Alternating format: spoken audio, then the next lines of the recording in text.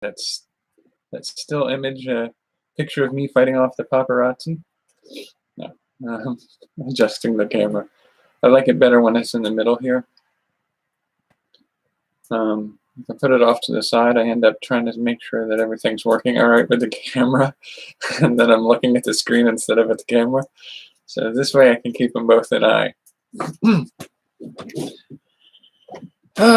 Didn't get as much done today as I wanted to on the things that I'm supposed to do today. Get sidetracked with some things, but I should still get the video up for the Captain Marvel movie tonight. And then Monday is going to be the, what's Monday? Board game, Oregon Trail. Wednesday is product or service, and I may shift those around and do a different one. And then Friday is taste test. I think I'm digging, I might dig up some, depends on what I got. I forget what I posted in some of the past ones. Oh, that's right, I'm washed out. There you go. Depends on what I uploaded in the last ones. I think in December I did a taste test series using up a lot of old ones. I'm trying to remember if I used up some of the Easter candy stuff, because if I didn't, this would be the time to do it. But if I don't have any of those accessible, I can always go over and do, I have a couple-year-old video of a friend of mine and I doing a taste test together.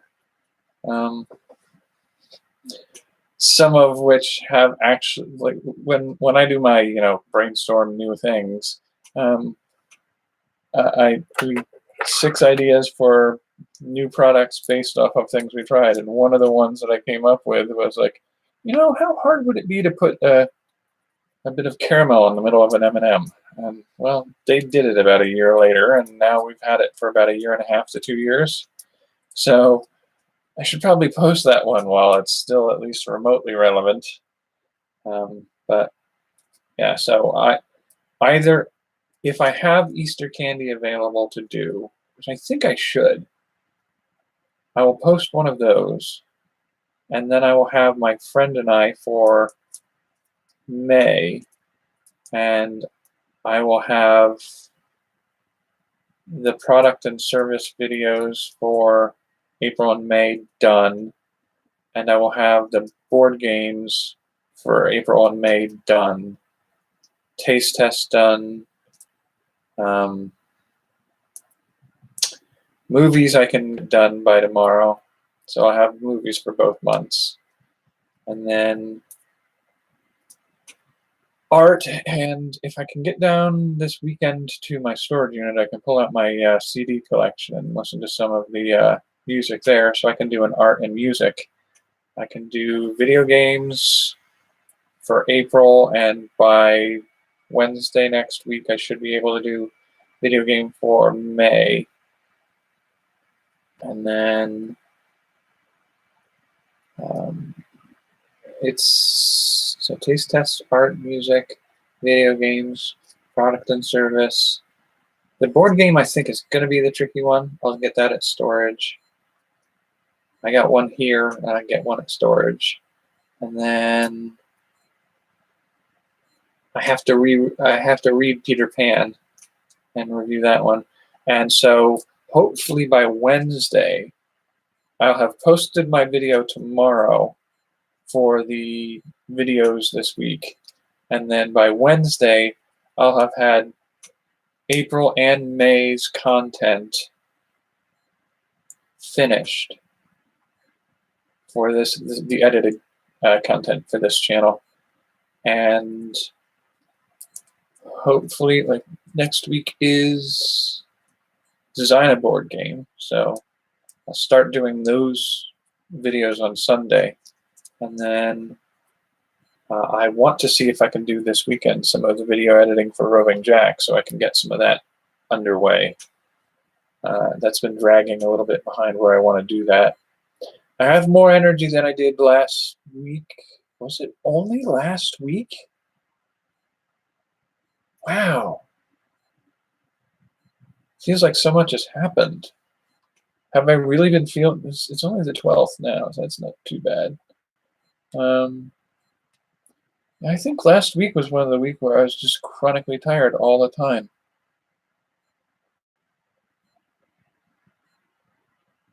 Last week and the week before, I just tired all the time.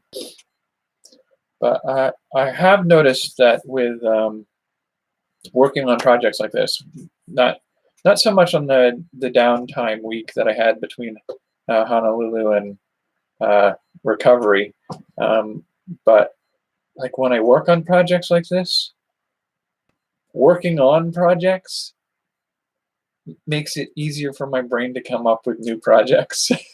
So like working on the scripts for the videos and brainstorming ideas for working on what I'm going to do for a board game, what I'm going to do for when we get down to cooking channel stuff. Those kinds of things, they're like there in the back of my head, and I'm thinking about them. But as I've been working on writing fiction and brainstorming in the videos and preparing for a board game, my brain is and like shooting my edited videos with my camera over there for edited content on this channel. My brain just starts dropping new ideas on top of me, and like some of them, it'll be like I'll go to bed and I'll like, I did a lot today, and zonk out, and I'll wake up. I was like, that was a weird dream.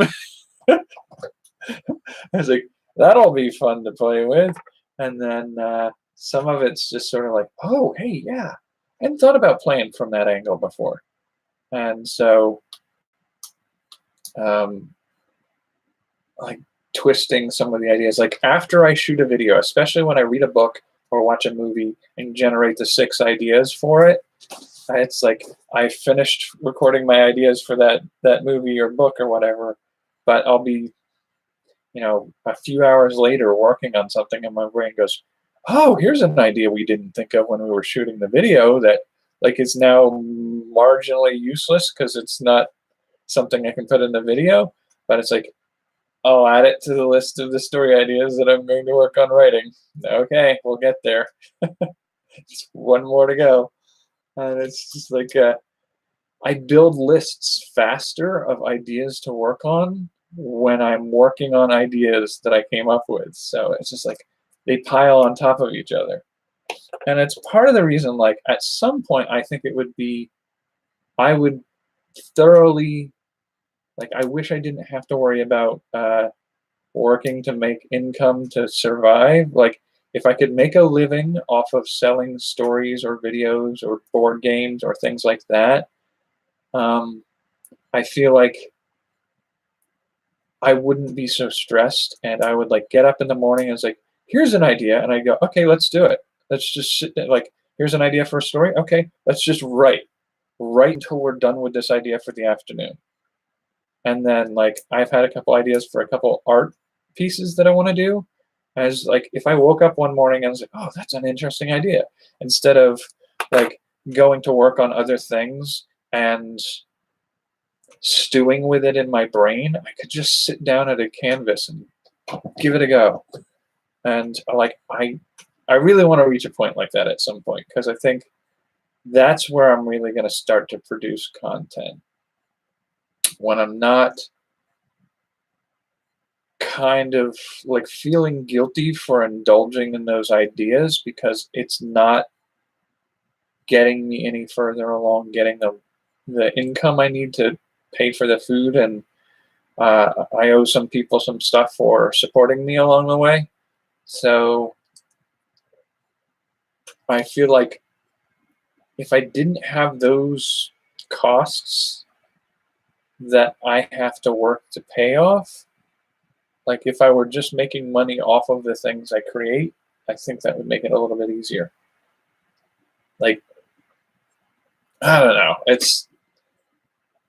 It's not even really monetary cost. It's like my time.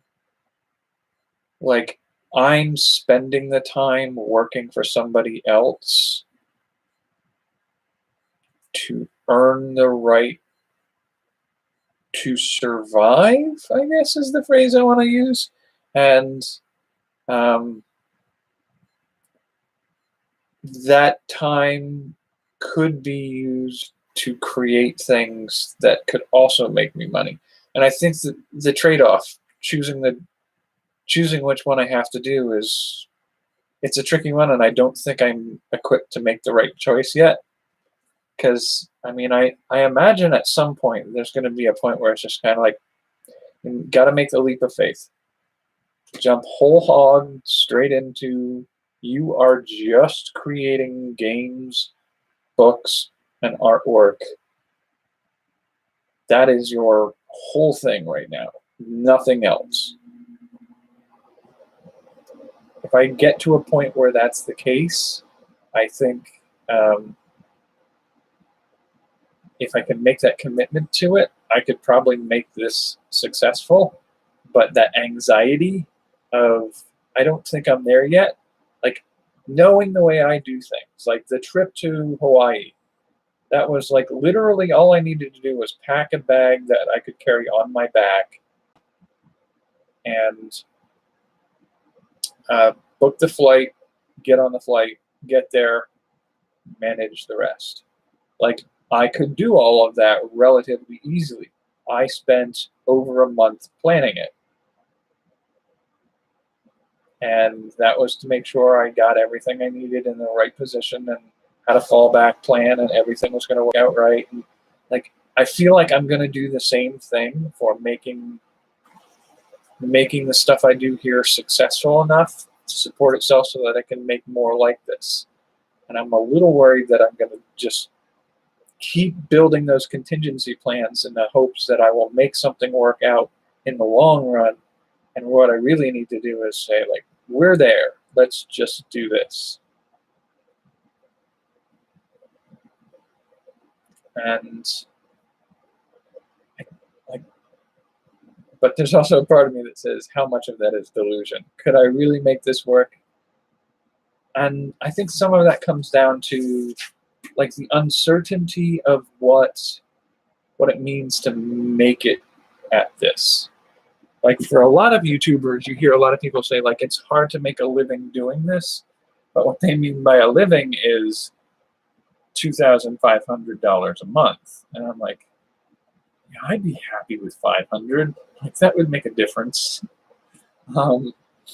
Like, in a month, if I spend 500 on food, tolls, and gas, I could live in my car anywhere in the United States, just driving from location to location, stay on Bureau of Land Management land, so BLM land, and I could reasonably survive for less than $800 a month, theoretically.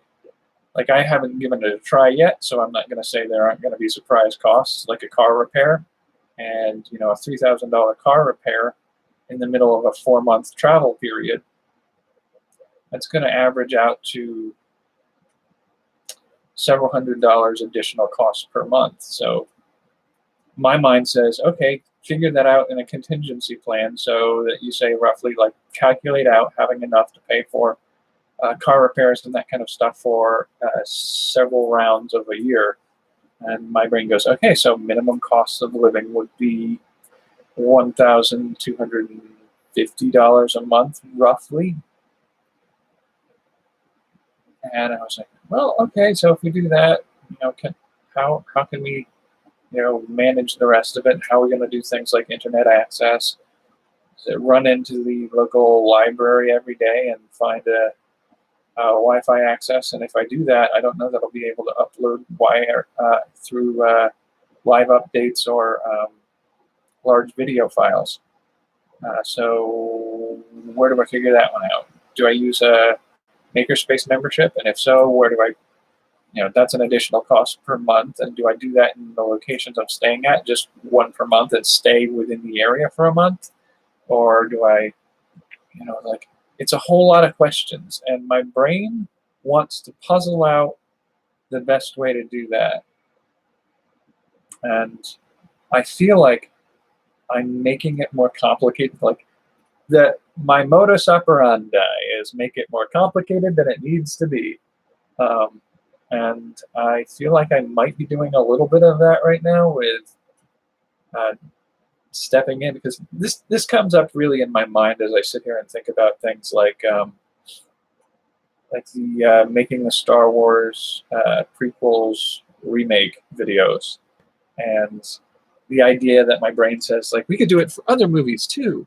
And I think if I were to do it for other movies, part of what I would do is like with Iron Man 3, because the cost of making a whole movie like that, shot for shot remake, would be prohibitive, and I couldn't earn money from doing it, it really seems like it's a poor return on my investment.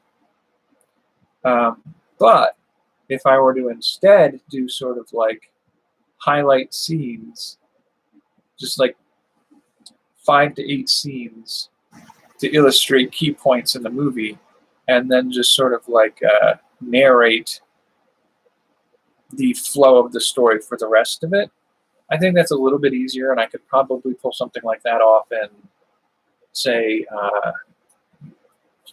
4 or 5 months for a movie like Iron Man 3. I want to do the full-on Star Wars movies, and of course they're going to take longer to do that way. But for franchises where I definitely don't know how far I'll be allowed to go in making it, I think the approach of doing like cutout scenes or important scenes with narration or something like that for the rest of it, I could do more like that, and I could have a lot of fun taking a look at some movies that are like, ooh, why did you do that way? It would have been better if you did this. I would love to be able to just do like for a year where I just went through and said, all right, this is how I imagine redoing this movie.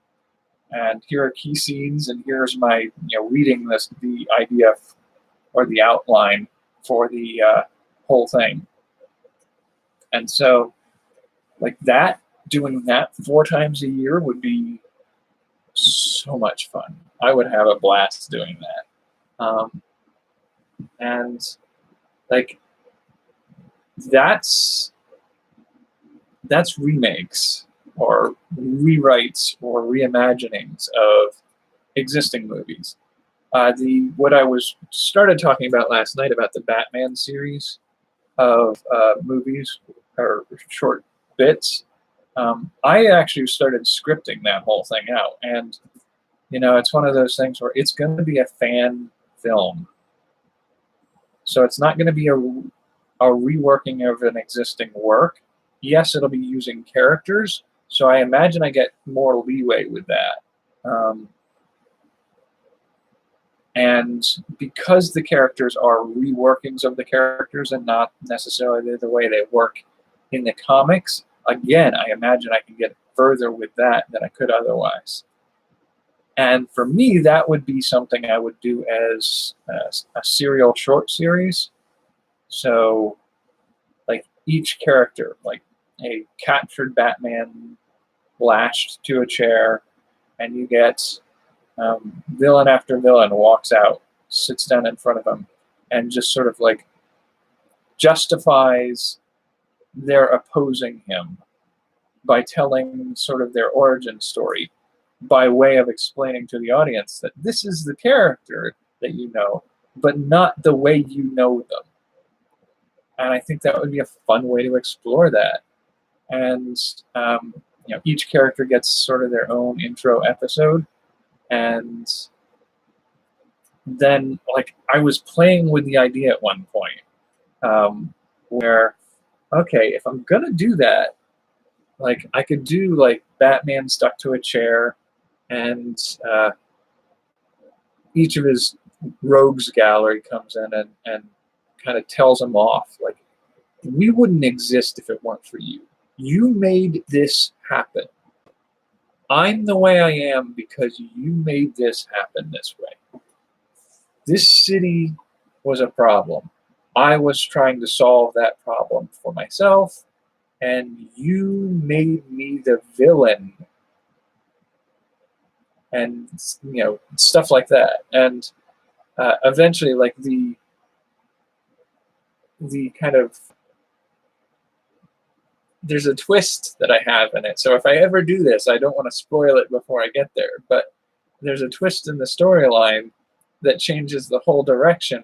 And once you've had your rogues gallery gloating over Batman, and suddenly like the situation turns, and now we're suddenly not just having a much bigger story happening, but you're including more of the DC universe. So it's going to be like Superman gets involved, and Green Lantern, and Wonder Woman, and Martian Manhunter, and their villains come into play. And it becomes sort of this Justice League versus Injustice League kind of situation. And then you kind of like, my brain says like, is there a way that I can take this even further? And part of my brain falls into the pattern of like, well, what if we'd had this whole thing was orchestrated by one master DC villain who set it all in motion? And that villain is trying to use this all to distract and draw certain powers into play that let them breach the veil of reality and cross over into Marvel.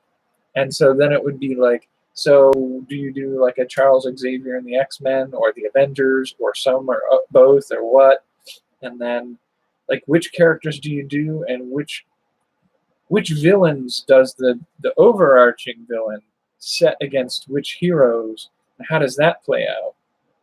And then my brain starts asking questions like, well, what about like Marvel and DC once upon a time did a series called Amalgam Universe, and it was combinations of Marvel and DC characters. And like I have not seen much fan fiction or fan stories that involve what was it? Super Soldier, which was a Superman meets Captain America, or Dark Claw, which was Wolverine meets Batman, or Iron Lantern, which is Iron Man meets Green Lantern. Like, those characters were a fascinating play on some of that stuff. And there's a part of me that wants to say, like, what if this villain, this overarching villain that crosses between universes, accidentally remerges the universe? Can we highlight certain of those characters from the Amalgam universe and play those for a little bit of a story? And then do a jumble and make new characters that are new combinations. So I always imagined in a combination of Batman and a Marvel character that it would be better as Blade. Blade and Batman combined would make, like a really interesting dark Avenger character. And there are a few other twists that I want to play with some of that. And then I got to thinking, like, well, if we're going to start playing around with Amalgam universes and other universes, like, what about Hellboy? And what about, I can't even remember some of the other ones that I was looking at. But so I just had this idea of like doing a series of videos that are reimagining individual heroes and their villains, and that stuff would be fun. And to string them all together into a big story arc, it's a serial story arc. It's like, that would be super fun to do. And especially if they're only like 5 to 10 minute videos, where it's like something I can shoot on a weekend and edit and whatnot. That's dependent on how technical and how special the effects are going to be. And the editing would be something like a more or less complicated depending on what abilities I have to show off and the effects I have to manage, and how well and how familiar I get with the techniques to pull those off. Because the first time I do it, it's going to take me 2 hours to do a Superman heat vision or something like that. But once I figure out how to do that, I can streamline the process so that how I shoot it with a camera um, makes it easier to do the effect. And when I load it in, I can have some pre-built templates that I can use over and over again to achieve that effect. And so, like, I could do a lot of interesting stuff with that. But it's sort of like, I also feel like the other thing I have to keep in mind as I go towards the future of projects like these is my inclination is to do it all myself. And I can do a good deal of it to myself. But at some point, I'm going to have to figure out whether or not I can manage to let go of some of the control and hire, like if I get successful enough, could I hire an editor for my weekly edited videos on all my channels? If I can get an editor to do that content for me, I'm not only employing somebody, but I'm decreasing the workload by at least 4 to 7 hours a week, minimum, maybe upwards, even as high as 20 to 30 hours less work. If I can bring it down to my filming time, the way I figure it is, I can roughly film in 20 minutes each of my daily recorded videos for this channel. And for the makerspace, it's almost all editing stuff now. For my tinkering videos, that's going to be maybe like off and on. Like if I'm tinkering on a project, the project may take more time, but actual film time, I can imagine that's probably, maybe 8 hours of work for 2 days of video, the Saturday and Sunday video, shot over 2 to 3 days. So, like I can do the shooting almost exclusively over 3 or 4 days in a week for 3 channels of content. If I have somebody editing that content to post it. And then if I'm doing that, that leaves me room for like the rest of my week to be, and if the month's worth of content, like a month worth of content can be done in a week on this channel and the other channel, then I could even get to the point where I can spend weeks working on serialized videos that I can take responsibility for doing most of the editing and stuff on. And that gives me a lot more time to do that creative stuff. Now, again, is that like the overly optimistic approach I have in my mindset of what I could achieve? Or are some of the worries that I have about being able to make that happen or achieve it, is that me being like that, again, planning the trip to Honolulu where I'm over plotting, over scheduling, over figuring things out in a way that like most of it's not going to work out that way anyway. So I'm just wasting the hours that I'm planning and scheduling things out when I could just give it a go and adapt when things change. I don't know. I think I'm going to get a sense for it once I'm actually doing it.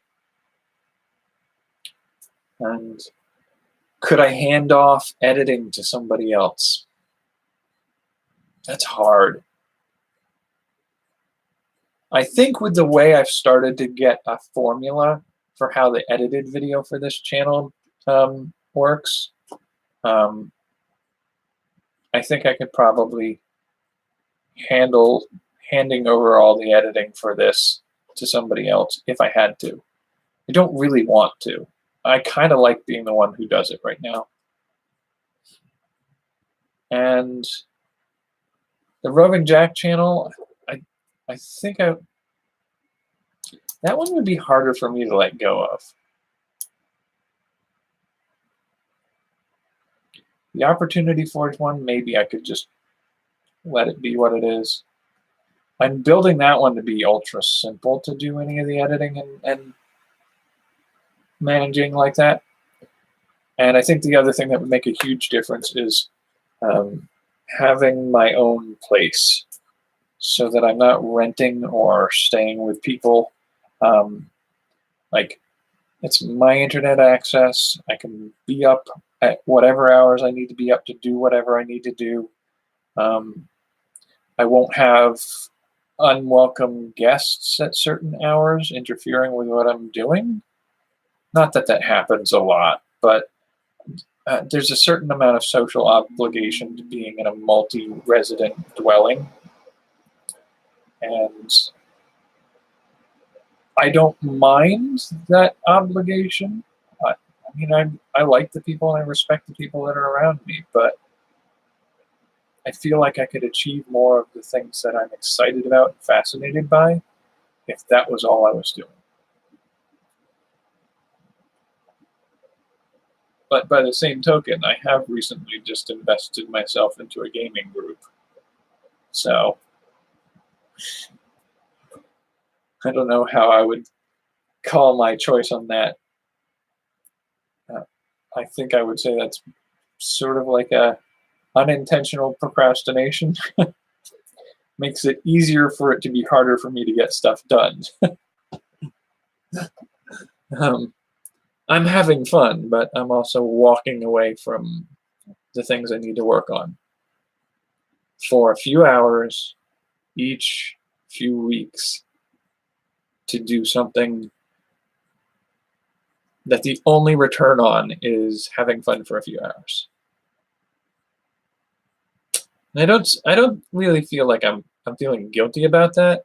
It's just sort of like acknowledging that, like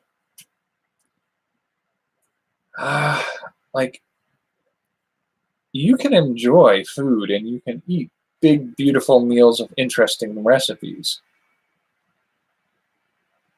But when you put on the 20 pounds in the next month of doing so, don't act surprised when that's a consequence of your choices. And by the same token, like that's sort of what I'm trying to say about the creative process here is I could create videos.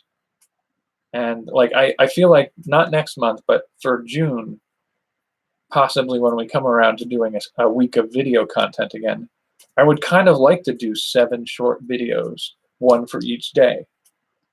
And getting the lead up to do that, where like I do a short video each day that week, that's something you have to know you're going to do ahead of time. Like I didn't have that in my mind before I started this week, so I wasn't even remotely ready to get going on that. But I could feasibly do that for June, and if I'm going to do something like that, that would be something I could really get into doing. Could I do that regularly? Could I do a video like that every day, every week for a year?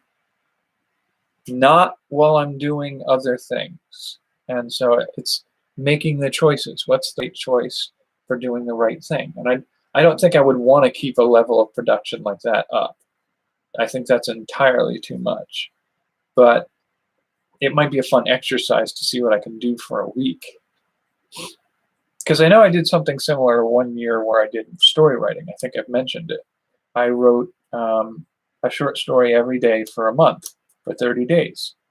And I really enjoyed that. And I achieved 30 stories, short stories, by the end of 30 days. And I'm aware that I could be doing that level of work in writing alone right now.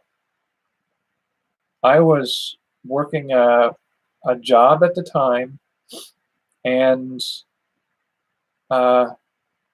dealing with a chronic illness and planning to go do an artist's table at a convention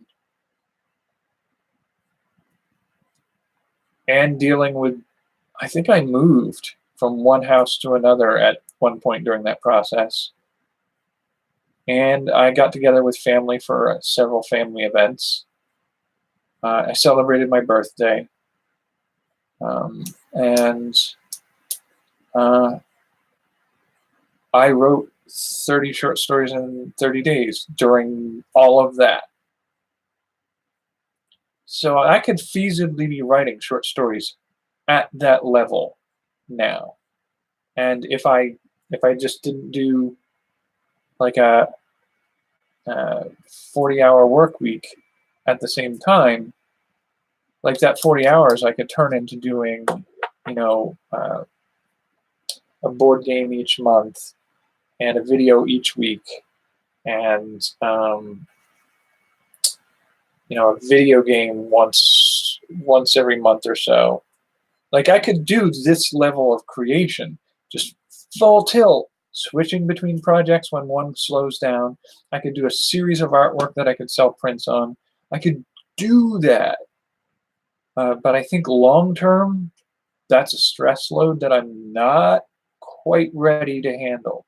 Like if I can build a system around me that supports some of that and decreases the workload on that, I could be doing a lot of this stuff. And so I got to figure out where to make those changes and how to make those changes and when to take those risks. You know, the other thing is, like, some of my projects that I've set for myself are big projects. Like if I really want to go international to maker spaces around the world in 2020, I need to get my stuff together. And that's going to be, you know, I'm going to have to plan it out. I'm going to organize a bunch of stuff well ahead of time.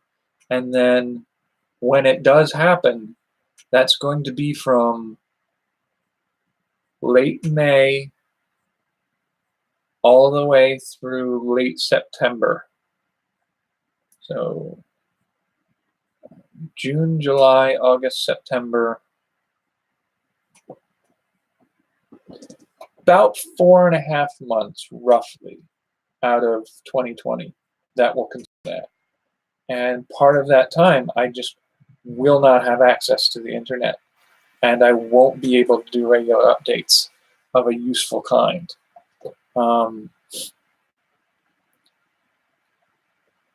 But like, I think that project's worth doing. And that's the real question, is like, some of my projects are going to be mutually exclusive.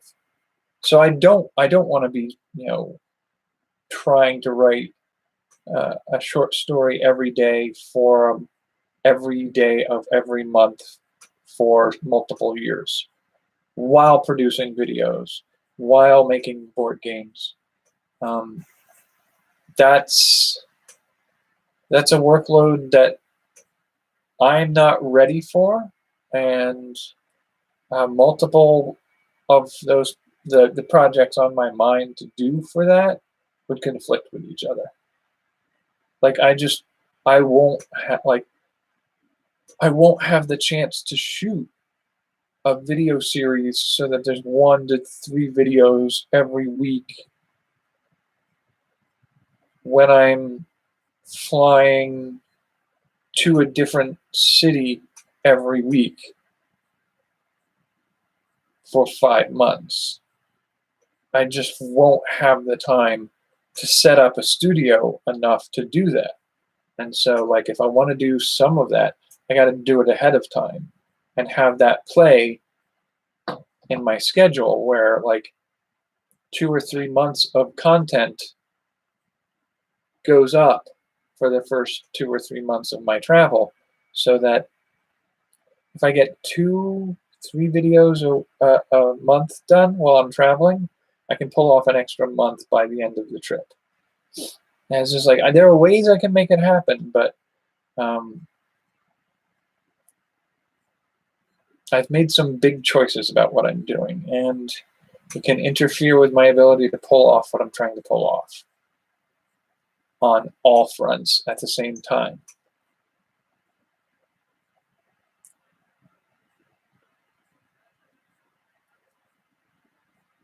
But then I'm looking at some of the other creators out there, and like dropping back down to like a video a week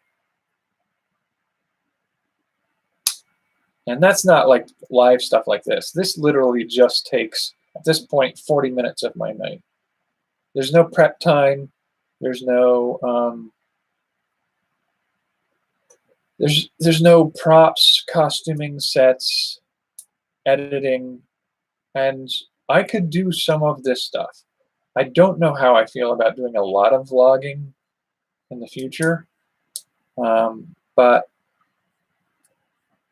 as a way of creating content and sharing it and participating in a creative community while confronting the limitations of travel, I can see maybe making that work for a while. And I think it's not asking too much from an audience or a fan base. If I get a large fan base for my content, that they'll understand that you can't pump out content to that level as an individual. Maybe if I get to a point where I decide I want to open up a studio and have a staff, like I still can't imagine myself ever doing that. I don't want to do things that way.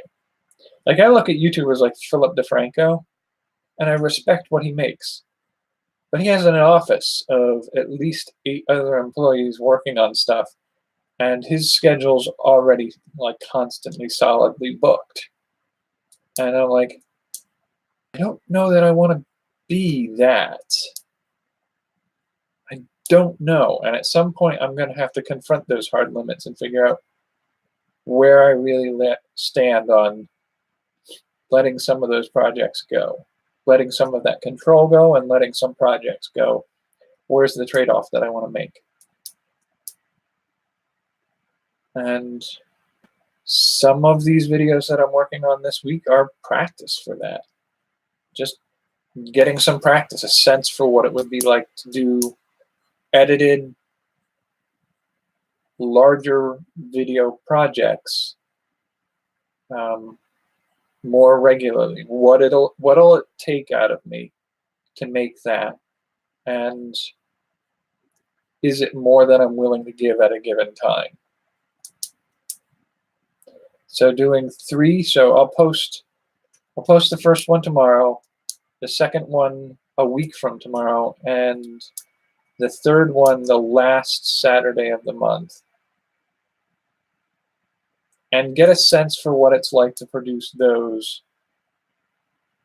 And then get a little bit more sense of how to streamline that process so that when I try to do it again in June, I might be able to pull off maybe 5 for a week, or 1 per day maybe if I do them much simpler. And then from there have a real sense of like, okay, I've learned some new skills that let me do this faster, easier, and with better effect.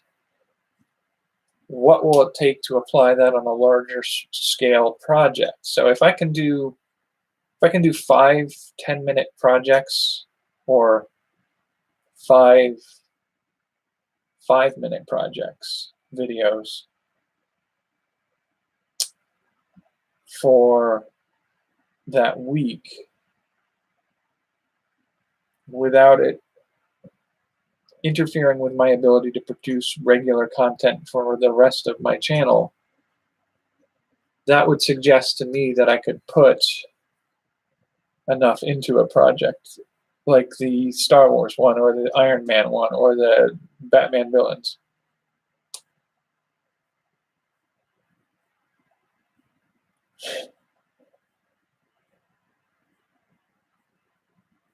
Well, I mean, that's, for me, like, I feel like part of it for me, and it's like, when I used to do writing on a larger scale, when I would write 50,000 words in a month, or in many cases in 3 days, I did for 2 or 3 years in a row, I did 3-day marathon writing sessions that got me 50,000 words by the end of the 3 days.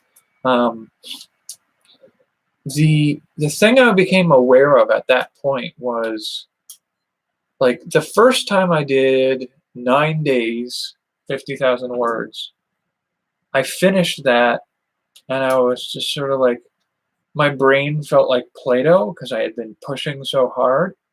But then 5 months later, I wrote 5 scripts in a month, and my brain didn't feel quite so mushy at the end of that.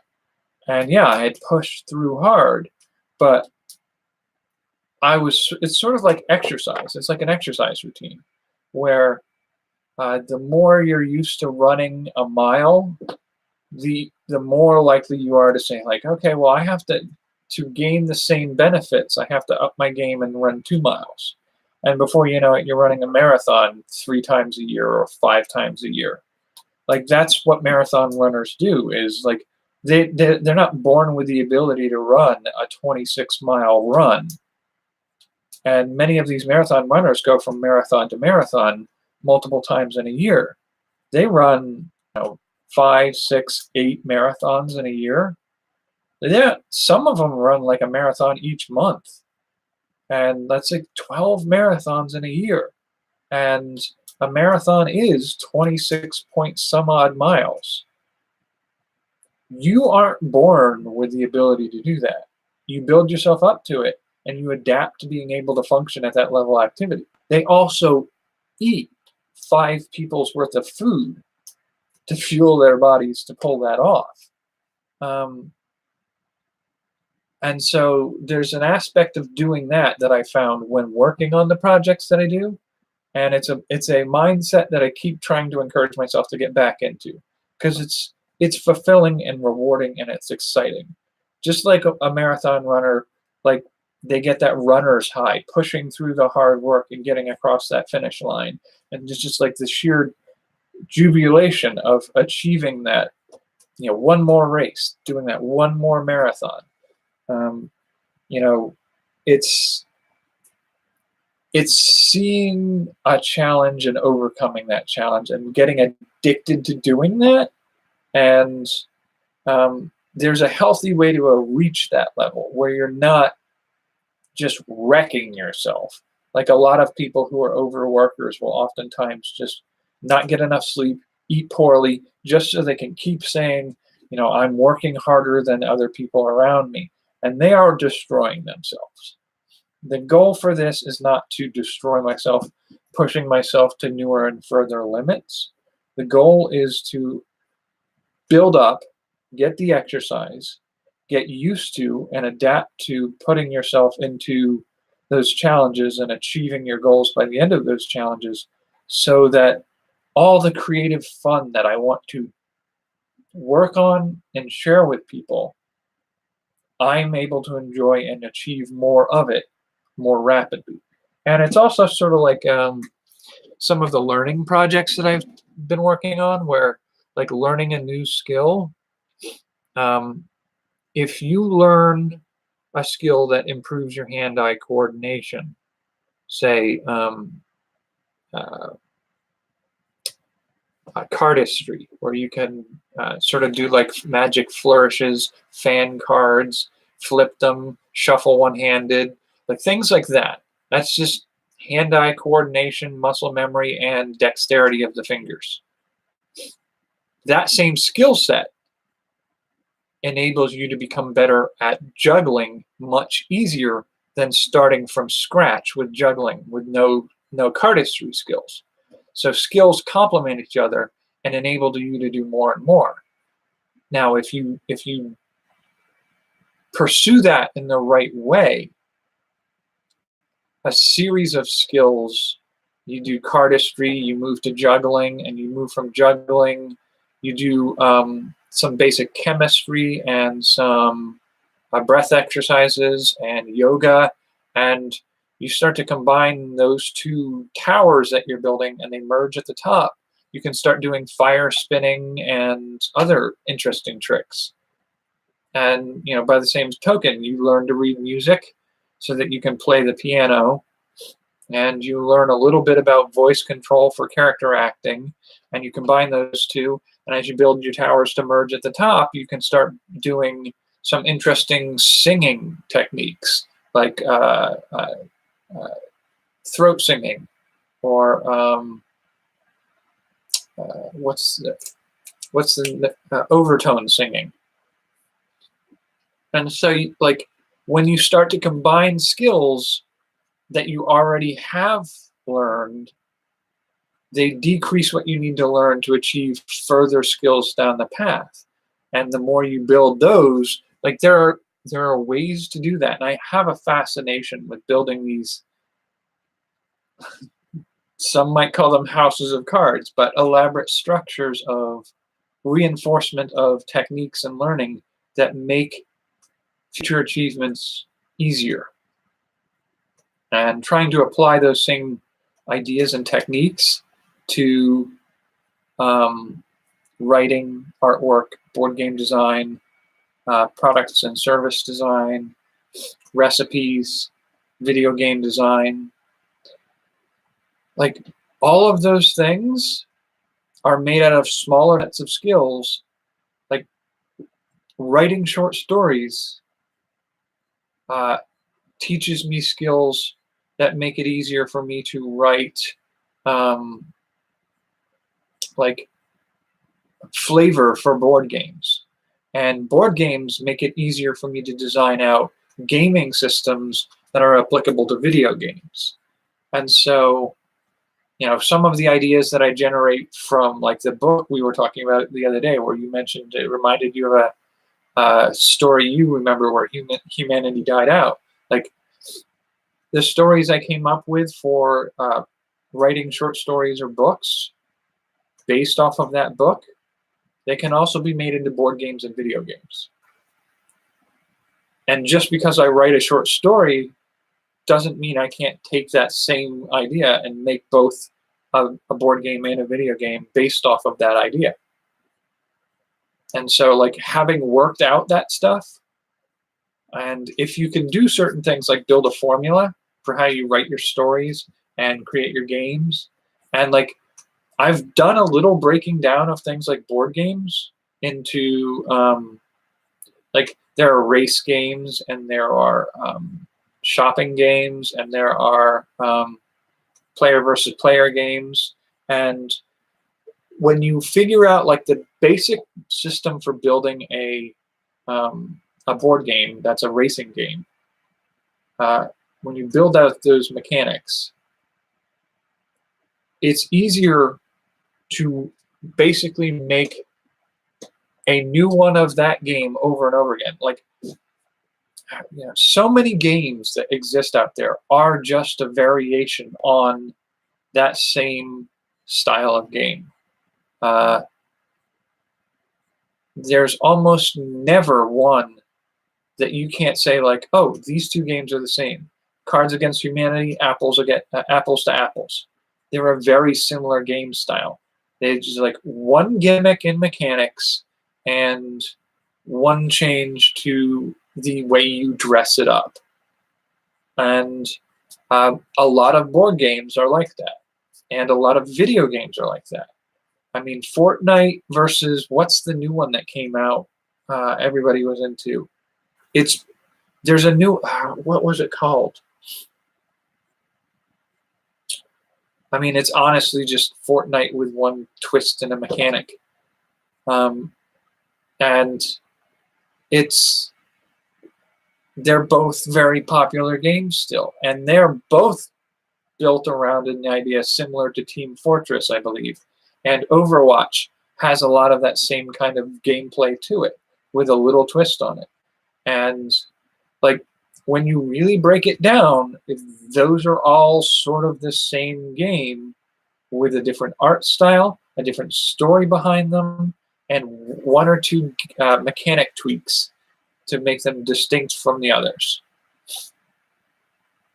And that makes it easier to go from Team Fortress to a Fortnite to the new thing that's out there. And when you can make the next one by just changing some of the art style, changing the storyline, and adding a new mechanic that makes it interesting and unique, instead of fabricating a whole game from complete whole cloth, it makes it easier to produce a game like that. I'm not saying that the companies that made that game didn't put months of work into those games.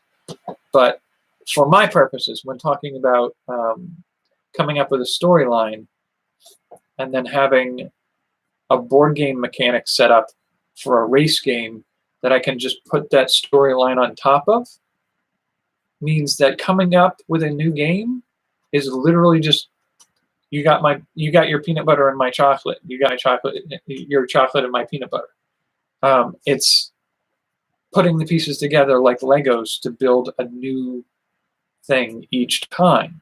And if you build a repertoire of formulas, templates on which to hang the new costume for each of them, the production becomes easier at that point. And if you learn the techniques of how to make a video game and a board game and how to get them out there for sale, that's sort of part of why I'm doing this video series, is when you learn the techniques of getting them out there for sale and the formulas to make them, it becomes easier to create new ones that meet the interests of a different audience. So taking taking a Trivial Pursuit and making it a Star Wars Trivial Pursuit, making a different type of board play. So instead of doing a race, you do a trivia game where you get rewards for getting trivia right, and you can spend that reward for an advantage in the game. It becomes a shopping game where the gimmick is trivia, not a race game where the gimmick is trivia. And like knowing those formula pieces, getting practiced in producing them, means that you learn the I don't want to call them cheats, but the tricks to getting. It's sort of like when I first produced some YouTube videos, they're clunky until I learned a few tricks to streamline the process. And now I can shoot a video in 15 to 20 minutes. I can, some of the big ones I'm getting a little wordy again, so I'm running a little longer, but I can shoot a video in 15 to 20 minutes now instead of fumbling around for an hour trying to get it all worked out and then having to spend 2.5 hours going through all that and cutting it, clipping it, stitching it together, removing parts, spacing them up. When it's done cleaner in shooting, it's cleaner in editing. And when there's 15 to 20 minutes of content to go through rather than 45 minutes to go through to edit, it's faster. And when you have a formula that you shoot to, and then you know exactly where to look for each section in editing, it makes it faster. And so you can cut down the workload to a lot less time by being familiar with the steps and using a formula.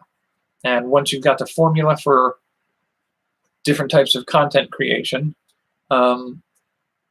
you can move pieces around and create 7 different race games for a board game.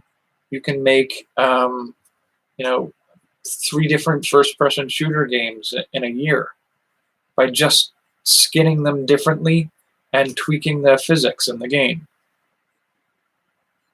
And like some of the best video games have been stuff like that, where you see like what was it? Weighted Companion Cube, the Portal. That wasn't meant to be like a huge video game design project. That was an experiment, just trying out game physics to see if you can get a new way of game physics behaving in game. And they built this game to test it out with, and then they just started fleshing it out more. And they built a game. And now there's a whole kind of industry trying to duplicate some of those patterns now. And that just comes from, okay, well, we have this first-person shooter mode, but instead of shooting, we have this beam gun, and we're just going to see if we can tweak it so that it focuses on puzzle solving through physics. And that's really all they did. It's like they didn't have to fabricate a first-person shooter structure from scratch. They just took a first-person shooter and made it so you weren't shooting, mostly. And like, I feel like I need to build a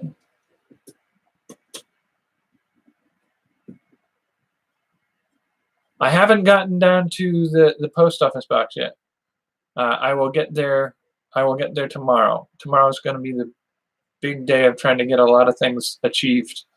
I will go check it out tomorrow. I will update you tomorrow. Yeah, I got derailed a lot today by other things that came up, but part of that is just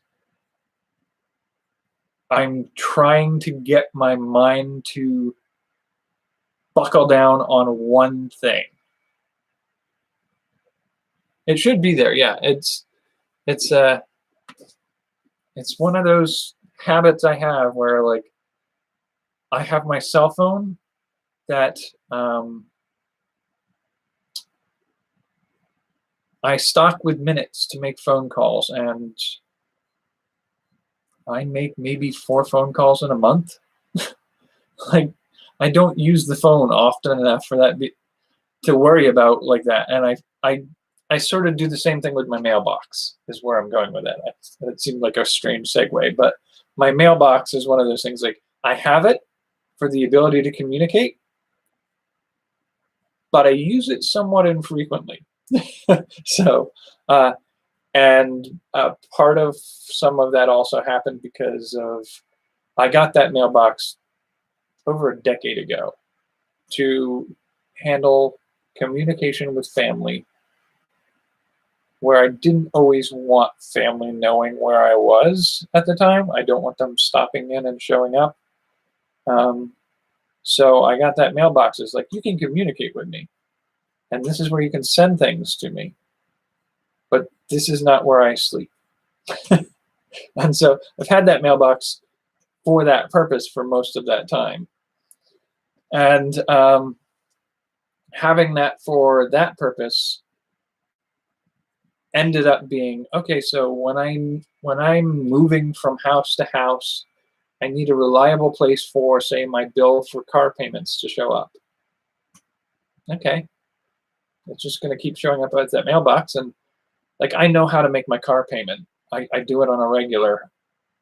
If the bill shows up, it's not going to do me any more good than if it didn't show up. I'll just keep making the payments. So I get down to the capital city where I have my post office box maybe once a month. And so I check about once a month, and it's something I think I may have to get better at as well, because I'm thinking I'm probably going to end up using that for a lot of my real world contact access for YouTube stuff. So, like, I have to be better at paying attention to my social media. So if people try to contact me through Facebook, Twitter, or Tumblr, I have to be on top of it and check that regularly. And so if I'm going to do the same thing, I may need to get a more dependable phone line, and I may have to get used to checking my mail regularly, the mail at the post office. And I'll work on it. It's not something I'm familiar with yet. That's not a skill set I've developed. I suppose I should work on it, because it can be a valuable tool for being able to do stuff. So if I want to collab with other YouTubers, being able to send stuff back and forth, either through digital means or physical means, that would be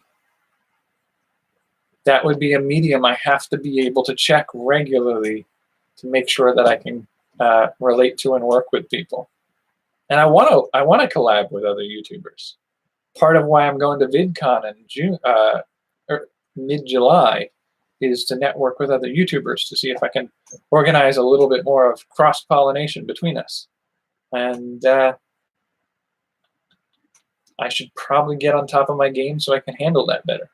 I know that handling communication with makerspaces for the makerspace tours has been something I did really well at start, and then I start to get flustered and I need to get away from it for a little while, and then I drop the ball on it a little bit. So I still need to contact Mississippi, Oklahoma, and Louisiana for the plans that are coming up in late June.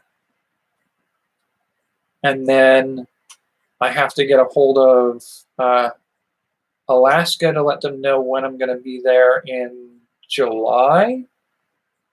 And I haven't even tried to reach out yet to Canada. And I need to contact Canadian makerspaces in each of the provinces and territories if I'm going to trek across Canada on my way back. And so, like, I know that's there, and I know I can do it because I've done it before, but it seems like an overload to me right now, and so I just need a break, especially after making Hawaii happen.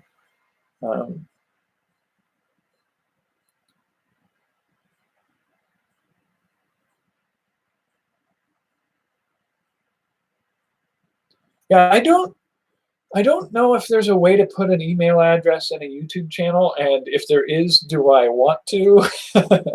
No offense to you, but like last night during one of these videos, we had somebody hop in, and clearly English was not their first language, and the only contribution they offered in the chat was subscribe to my channel. And I've been on YouTube long enough to see that be a pattern, and I get the distinct feeling that if I open up my emails to people sending me an email, there's going to be an ocean of subscribe to my channel posts. And the risk with that is, like, if that happened, that's fine. Like, I can let that all filter and just delete them weekly. The problem with that is it creates a signal to noise ratio issue where, like, somebody like you might want to communicate with me about, did the package arrive yet? And I wouldn't get that message because it would be buried under 175 other junk emails getting, demanding that I subscribe to their channel. And I think the loss of that would be a bigger loss. And I feel like I have to figure out a way potentially to make valued members' ability to communicate with me easier while filtering the less valued ones, the attention seekers. I don't want to say less valued, because there's a chance somebody comes in and they want a subscriber and that's all they're looking for, but they find something useful in what I'm doing, and they can become a community member and contribute valuable things to the community. I guess I'll always be optimistic enough to believe that that can happen for anybody. But I got to figure out, and maybe I'll talk with some of the YouTubers at VidCon to see if I can get a sense for what methods they have for handling that. Because my current method of handling emails in a way that allow like junk mail is I have like 5 to 7 email addresses, and anytime I use a website that asks for my email address, it goes to one of them. Family gets another one of them. Social contacts gets another one of them. And after that, there's some that are just very particularly personal to a certain set of interests. and used specifically for certain communities. And because my communities are so wide ranging, there's so many of them that I'm involved with. Like there's some that like people who work on recipes and cooking shows don't care about uh, writing novels in many cases, and many of them don't spend their time interested in board games.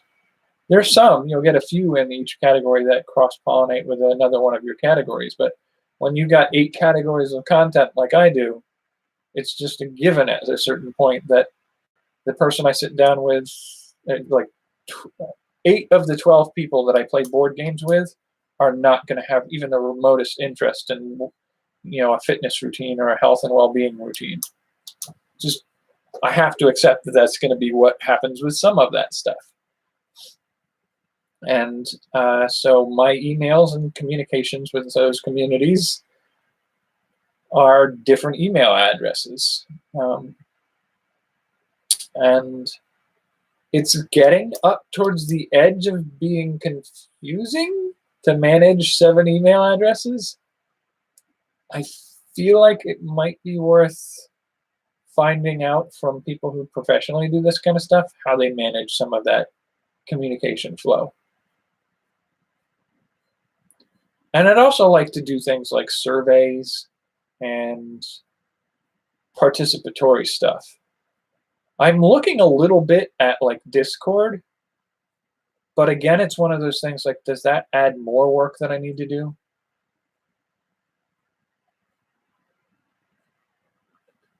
Well, like Discord is like one of the channels that I subscribe to uses Discord, and I really do enjoy participating on their forum. I gotta wonder, like they put their Discord link in their description, and I gotta wonder, like, if they get 300 people trying to join their Discord channel every day, and how many of them are like, subscribe to my channel? Like, how much moderation do you have to do to keep a channel clean like that? And can you outsource that moderation? Can you, appoint community members who will moderate your forum for you? I'm pretty sure that you can. I just don't know enough about it yet. And, would that be a viable way of doing communications? And if so, like, how do I put that link out there? Like, committed fans who regularly, like, if you're subscribed, I guess there are like communication, like there's a tab at the top, like community notices and stuff like that. I guess that would be a way to let people know you can be involved on like a Discord channel. And then you start a Discord channel, and then you have top contributing members are awarded the ability to moderate the channel. I think that's a possible way of doing some of that. It just sounds like a lot of work. I'm not sure I need to add another labor-intensive process to this. I'll figure it out, but I do think that, yeah,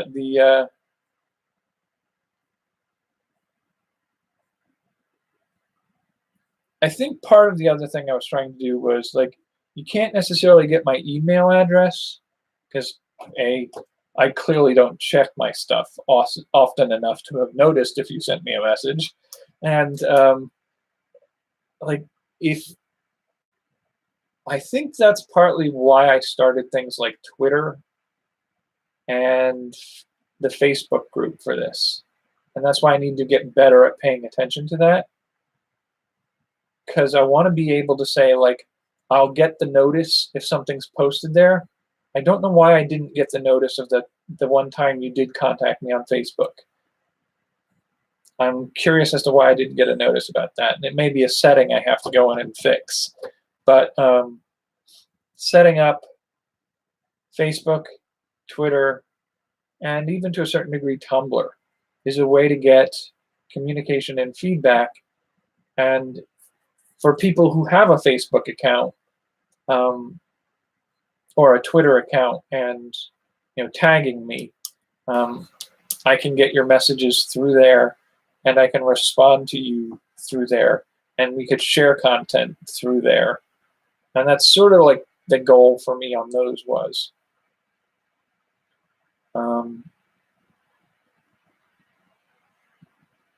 I wouldn't mind setting up some kind of forum, and I don't know if Discord is the right one to do that with yet. I've seen some other ways of doing forums that I think I like better, but it's hard to say.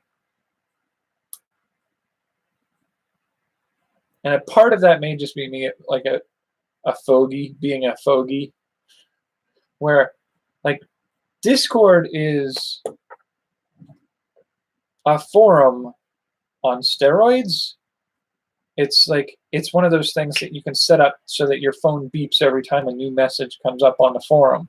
Like, I don't want to build anything like that.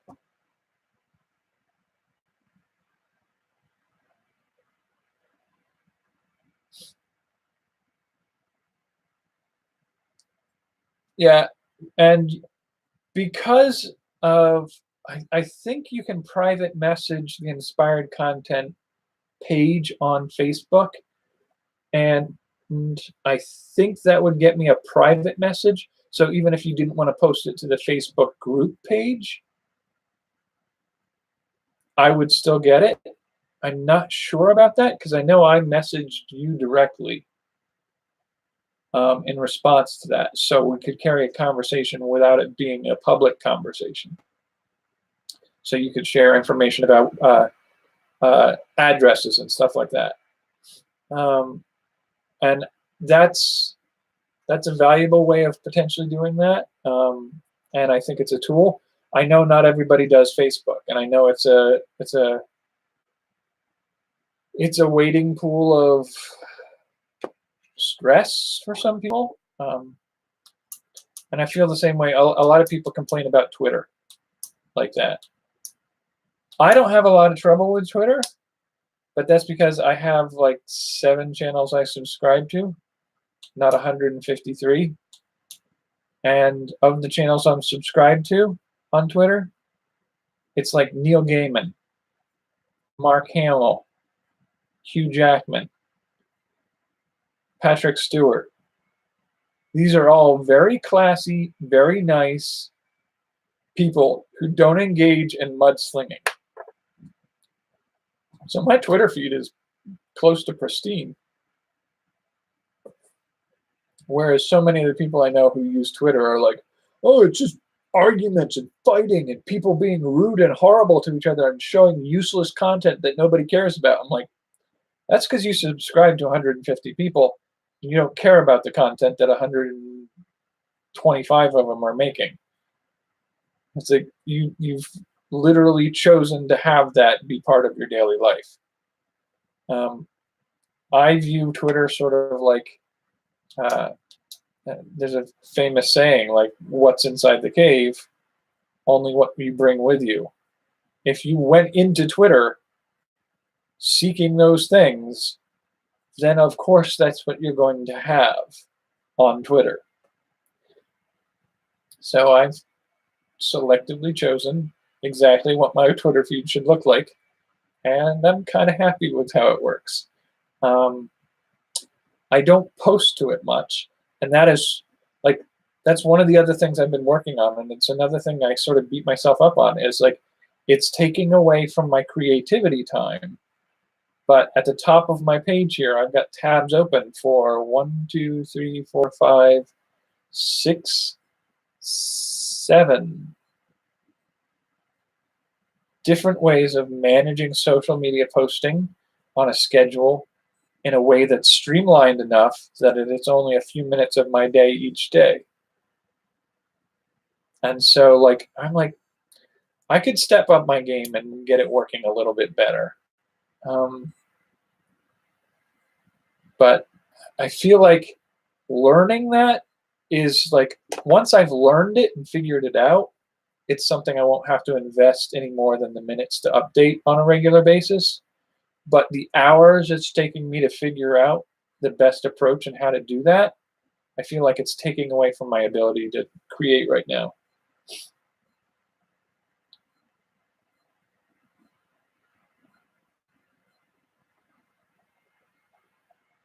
164 subscriptions. I don't think both my channels, I have about 17 to 20 subscriptions. And I'm looking at some of them and seeing that they haven't produced anything I'm interested in over a year, and I may just trim them. I should go through and prune. I do check a lot of mine on a regular basis, and like the thing is, like some of the channels I have as my favorites, like a few of them haven't produced anything of interest to me in over a year, but I'm reluctant to get rid of them. Like one of them, let's see, what channel was it on? See if I can pull it up. Okay, so over on the side, show my 20 channels that I've subscribed to. Every now and then, This Old Tony is a good channel. I've watched maybe 5 of his last 10 videos. They don't all apply to me. I have a channel on here, Vihard. I think I've seen 1 video from her in the last 3 years that caught my attention. But she's such nerdy math fun that I love watching every now and then, just going back through her channel content and checking out some of her past stuff. The art assignment I watch Paul Seller, but I haven't watched either of those in at least 6 months. And then there's one called Ken Hawley, Hawley Collection Trust. And I mean, I think they've made 5 videos in 5 years. And they're not like huge videos, but it's like one of those videos is the way they used to make hand cut files. And he demonstrates the process of taking a piece of iron, putting it in a specially arranged belt situation with a specially shaped chisel and a hammer, and hammering those lines right into the chisel, and then twisting it and doing it again, and then you heat treat it to set those, and like that, I have seen that nowhere else. And to see this guy do that by hand in the old ways that they did these things, I love that content. And I would regret losing that content. But they haven't updated in, I think, over a year. And Mathis Wendell, a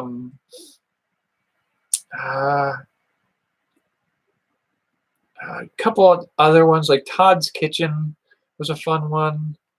I don't watch as many of Laura Komp's videos as I did at one point.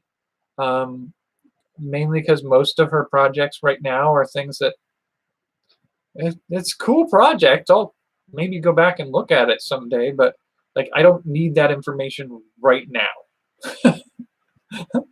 And so I'm trying to decide, like there are some that I could probably just ditch right now. One of the channels that I don't watch anything on, there's a channel called The Riffsters. They are a reaction channel that had a unique gimmick for their reactions that I loved. I haven't seen anything new from them in months, if not more than a year. And I had one on this channel that was one I subscribed to called Sammy Cone, and they were a reaction channel, and they got taken down. They got hit with multiple copyright strikes, and their channel got eaten. And that was months ago, like 9 months ago. They've since started a secondary channel, and I didn't feel like chasing them. So I just haven't bothered. I could probably just pull that one off and get rid of it.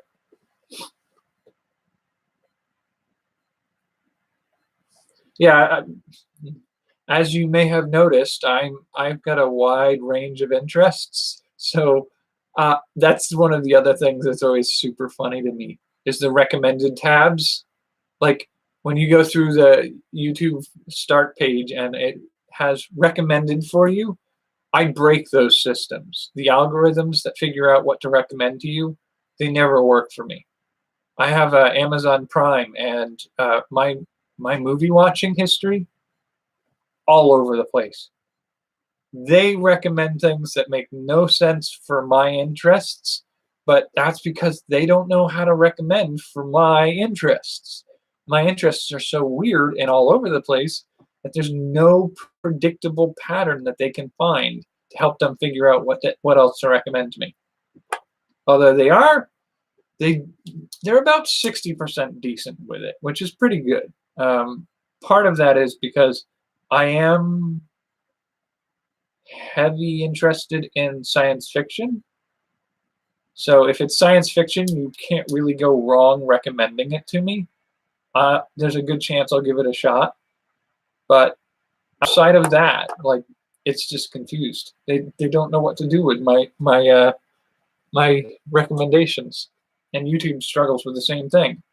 Like I get weird. It's almost like weird cravings for food, but for me, it's like, huh. I wonder what this means for this aspect of human physiology. And then the next day, it's like, huh. I wonder how much pressure a soda can hold if you want to pressurize it and maybe turn it into a rocket. Like, those aren't on the same spectrum, and they confuse the algorithms. And so I get some weird recommendations. And I get sometimes I get some offensive recommendations. And I think that's because it can't figure out like what my main interests are to recommend. So it's backing down to the most basic form of my demographic, which is under 50 years old, male. And so that tends to run in the direction of like bikini clad women and bacon cheddar multi burgers and like whiskey connoisseurs, like cigars and whiskey. Like, I don't drink and I don't smoke. It's not anywhere on my list of things I care about. But I get recommendations for some of these things because, hey, I'm a guy under 50 who's looked at some food-related posts. So clearly, our statistics show that men under 50 who are interested in food are interested in beef, bacon, cheese, and beers. And I was like, well, okay, that may be what the large percentage of the audience out there goes for, but it's not on my list.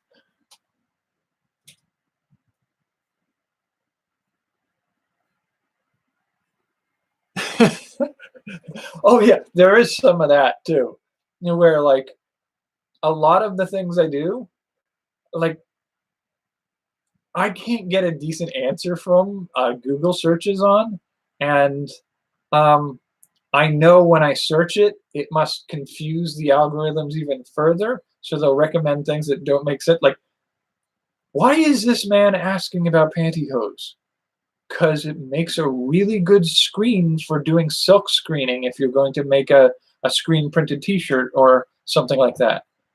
And a set of nylon stockings can be like $1 sometimes cheaply. And so $1 for a screen that you can use to do screen printing, where if you buy a screen printing material setup from Amazon, is going to cost you $15 to $30 minimum. Of course I'm going to look at stockings, but it's then going to start offering me advertisements for women's clothing, because it's either assuming that I'm a cross-dresser or I'm shopping for my wife. And it's like neither of those things are an accurate assessment of why I was doing that. And I've had similar issues with, like, I was looking up maltodextrin powder, because you can mix it with fine granulated metal powders to make semi-precious metals that, when put into a kiln, you can make them like a clay that you can mold like a modeling clay. You put them in a kiln and you sinter it, and it forms a solid piece of copper or brass or bronze. But maltodextrin powder is something that you find in the culinary section of Amazon. So it's instantly going to start saying, like, oh, you're making some flavored something or other. So here are a bunch of, like, that's cool. And I will look at those flavored things for other projects later. But that's not what I was doing with it. Oh, that is, like, the fact that you have cashiers look at you funny sometimes. I used to be a cashier at a store, and some of the video ideas that I came up for, like, this week and future videos that I guess I'm going to do now are, like, as a cashier, I have had a lot of fun doing some very interesting things. Like, one of my favorite games to play was, when ringing somebody's basket up, try to make a story of the things in the baskets. So, like, this leads to this, leads to this, this. So this is what their weekend is going to be about. Now, people buy things in non-sequential order. It's not like every time they go into the store that all things are going to be related to each other in the purchase. But there have been some times where I've been playing that game in my head where I make a story about, like, so you're getting a bikini suit, some clothesline, and some duct tape. I'm like, what are you doing? Never mind, I don't want to know. And I wouldn't say that to people, but, like, the fact that, like, they probably have a tarp at home that got a tear in it. They need to tape it up with the duct tape, and the rope is for hanging out clothes to dry. The clothesline is for hanging clothes to dry, and the bikini is for, a special event on the weekend. They're not anywhere related to each other, but the fact that you can make a story about it is just funny to me. And so, yeah, cashiers, we do silly things, we do weird things, and they make great stories to share with people. But yeah, most of the time, cashiers could care less about what you're buying, and they don't think less of you. You could literally buy Playgirl magazine, a box full of condoms, 3 cucumbers, and a container of silicone oil for your car. I will construct an elaborate narrative of something hilarious. I don't think anything about any of those purchases for you or anybody in your life.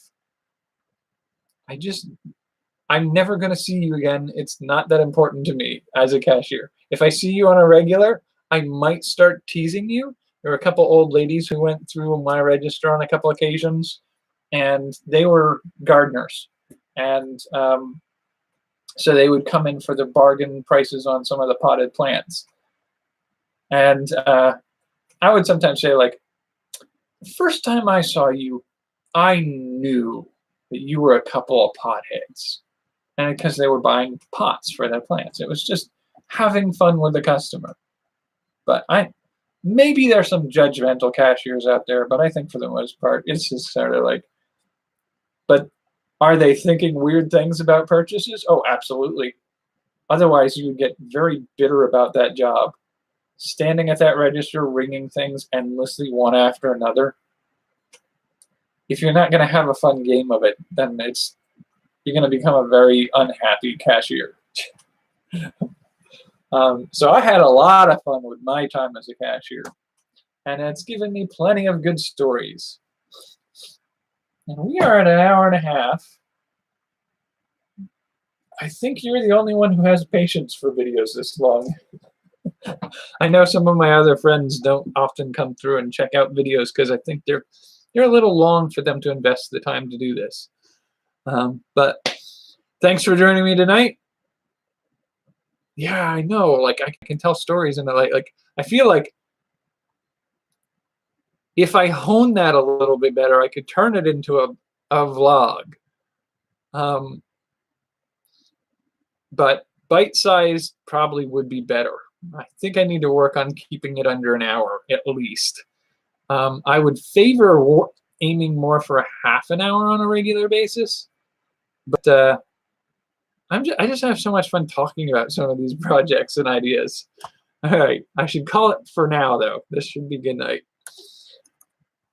We've always got tomorrow. Oh, nope. That didn't type at all, did it? I should make sure the cursor's in the right place. There we go. Good night.